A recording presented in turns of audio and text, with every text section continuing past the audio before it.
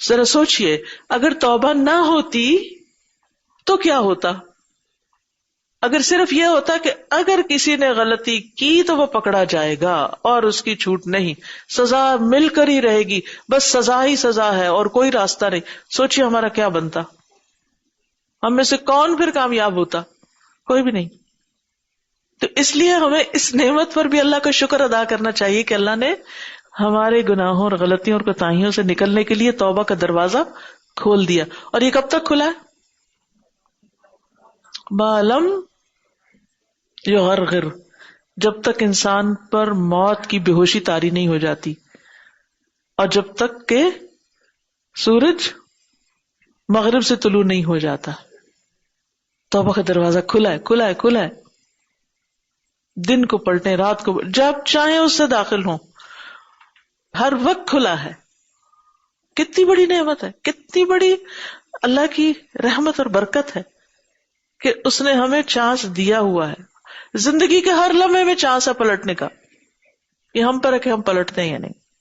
اللہ بہت بخشنے والا، بہت توبہ قبول کرنے والا، بہت مہربان ہے۔ اللہ سبحانہ وتعالی نے اپنے آپ کو قرآن میں تقریباً 100 بار غفور الرحیم بتایا ہے۔ اللہ تعالیٰ کی یہ صفات جو ہیں 100 بار آئی ہیں۔ اب کسی کو اگر 100 بار یہ بتایا جا رہا ہے کہ اللہ معاف کر دے گا، بخش دے گا، بخش دے گا، تو اس کے اندر پھر کوئی چیز رہنی نہیں چاہیے۔ یہ نہیں سوچ آنی چاہیے کہ نہیں میری معافی نہیں ہو سکتی۔ توبہ سے مایوس نہ ہو، معافی سے مایوس نہ ہو، اللہ ضرور معاف کرے گا۔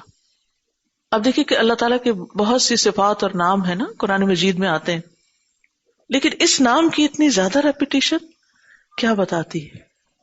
اور آغاز بھی قرآن کا الرحمن الرحیم سے ہو رہا ہے، اور پھر 100 دفعہ، جیسے ہم تو محاورے میں کہتے ہیں 100 دفعہ کہا ہے تمہیں، تم پھر بھی نہیں سمجھتے۔ 100 دفعہ تمہیں بتایا کہ وہ غفور الرحیم ہے، معافی مانگ لو، پلٹ آؤ، خوش ہو جاؤ، کچھ کرو۔ اسے اس چیز سے محبت نہیں کہ وہ تمہیں سزا دینا چاہتا ہے، وہ تمہیں سزا نہیں دینا چاہتا، وہ چاہتا ہے یرید اللہ ان یتوب علیکم، وہ تم پر مہربان ہونا چاہتا ہے، وہ تم سے محبت کرتا ہے، وہ اپنے بندوں کو ذلیل ہوتے نہیں دیکھ سکتا، وہ اپنے بندوں کو شیطان ان کے دشمن کے حوالے کرتے ہوئے نہیں دیکھ سکتا۔ آپ دیکھیے کہ اللہ تو ہر مثال سے بالا ہے، چھوٹی سی مثال سے ویسے ہی سینیریو آپ سمجھا رہی ہوں آپ کو کہ آپ بہت محبت، محنت، شوق سے مرغیاں پالیں، اور ایک دن بلی آئے اور آپ کی ایک پلی پلائی مرغی کو پکڑ کے لے جائے، آپ پہ کیا گزرے گی؟ آپ خوش ہوں گے؟ چلو ایک کام ختم ہوا؟ نہیں، آپ کو یہ ہوگا کہ آپ کو تکلیف ہوگی۔ اللہ نے ہمیں پیدا کیا ہے، ہم اس کے بندے ہیں، اور شیطان اس مرغی کی طرح ہماری گردن پکڑنے کو ہر وقت تیار ہے۔ اللہ تعالیٰ اس سے خوش نہیں ہوتا۔ اللہ کب خوش ہوتا ہے؟ جب بندہ، شیطان اس سے پنجہ چھڑا کے اللہ کی طرف آ جاتا ہے، واپس اللہ کی پناہ میں آ جاتا ہے۔ اللہ سبحانہ وتعالیٰ اس وقت بے حد و حساب خوش ہوتا ہے، یعنی ایسی خوشی اللہ سبحانہ وتعالیٰ کو ہوتی ہے کہ جس کا بندہ اندازہ ہی نہیں کر سکتا۔ جب بندہ گناہ چھوڑ کے اللہ کی طرف لوٹ کے آتا ہے، یا غلطی کرنے کے بعد ریئلائز کرتا ہے کہ I was wrong، میں نے غلطی کی، اللہ تو مجھے معاف کر دے، سچے دل سے جب وہ اللہ کی طرف پلٹ، اللہ کبھی نہیں چاہتا کہ وہ ہمیں ہمارے دشمن شیطان کے حوالے کر دے اور ہم تباہ ہو جائیں۔ یرید اللہ ان یتوب علیکم، وہ تمہیں معاف کرنا چاہتا ہے، تو تم پلٹ آؤ اس کی طرف۔ وامتن علی عبادہ بالتوبۃ فی کثیر من الآیات الکریمات، اور اللہ سبحانہ وتعالی نے احسان کیا ہے، یہ احسان جتلایا ہے اپنے بندوں پر توبہ کا بہت سی معزز آیات کریمات میں۔ قال تعالی، اللہ تعالی کا فرمان ہے، واللہ یرید ان یتوب علیکم ویرید الذین یتبعون الشہوات ان تمیلوا میلا عظیما، اللہ تو چاہتا ہے کہ تم پر مہربانی کرے، وَيُرِيدُ الَّذِينَ، اور چاہتے ہیں وہ لوگ، يَتَّبِعُونَ الشَّهَوَاتِ، جو اپنی خواہشات کی پیروی کرتے ہیں، أَن تَمِيلُوا مَيْلًا عَظِيمًا، کہ تم سیدھے راستے سے ہٹ جاؤ. میل ہوتا بینڈ ہونا، ٹلٹ ہونا. میلن عظیما، بہت زیادہ ہٹ جانا.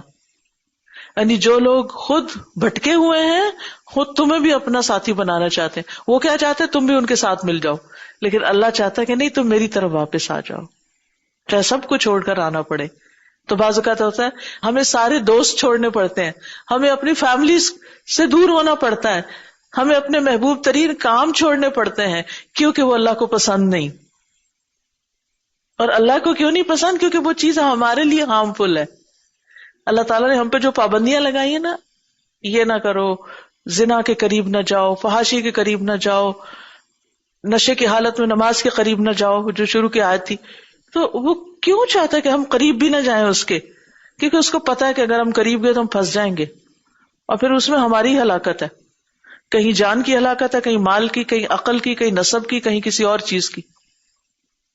تو وہ ہمیں دنیا میں بھی مصیبتوں سے نکالنا چاہتا ہے. اور پھر سب سے بڑی بات یہ کہ ہر گناہ کا اپنا ایک سائیڈ افیکٹ ہوتا ہے.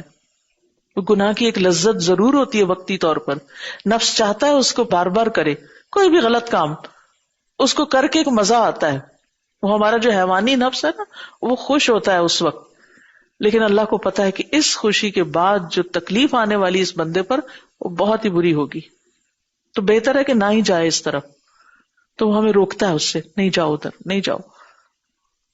تو قرآن مجید میں جتنی بھی چیزوں کو اس نے ہمارے لیے حرام کیا، خواہ وہ ربا ہے، خواہ وہ حرام ریلیشن شپس ہیں، یا نظروں کا بھٹکنا ہے، یا دل کا بھٹکنا ہے، یہ ساری چیزیں انسان کے لیے تکلیف دہ ہیں، الٹیمیٹلی خسارے کا باعث ہیں، پریشانی کا باعث ہے. تو اس لیے اللہ کیا چاہتا ہے؟ اس سے نکل آؤ، اس سے چھوڑ دو. ایک اور مثال سے ایک سیناریو سمجھاؤں گی کہ جیسے بچہ چاہتا ہے کہ سنو میں جا کے کھیلے. ماں دیکھتی ہے کہ آج ٹیمپریچر بہت ہی ڈاؤن ہے، سنو میں کھیلے، لیکن اگر 0 ڈگری ہوگا تو کوئی بات نہیں، اگر -10-12 ہے تو وہ کھیلنا تو بہت نقصان دہ ہو سکتا ہے. سنو آئس بنی ہوئی ہو، یہ پھسل جائے گا، اس کی ہڈی پسلی ٹوٹ جائے گی. آج اس کو نہیں جانا چاہیے کہ بچہ کے چھوٹ چھوٹ کے ہاتھ چھڑا کے جا رہا ہے. لیکن اللہ کو پتا ہے نا کہ ہم جن چیزوں کی طرف بھاگ بھاگ کے جا رہے ہیں وہ ہمارے لیے بڑی ہی خطرناک ہیں. ہم اپنی ہڈیاں پسلیاں توڑا بیٹھیں گے ان میں. تو وہ ہمیں روک رہا ہے. یہ اس کی محبت ہے کہ وہ ہمیں روکتا ہے. وہ ماں سے زیادہ محبت کرتا ہے ہم سے، تو اس لیے اس کی بات سن لینی چاہیے.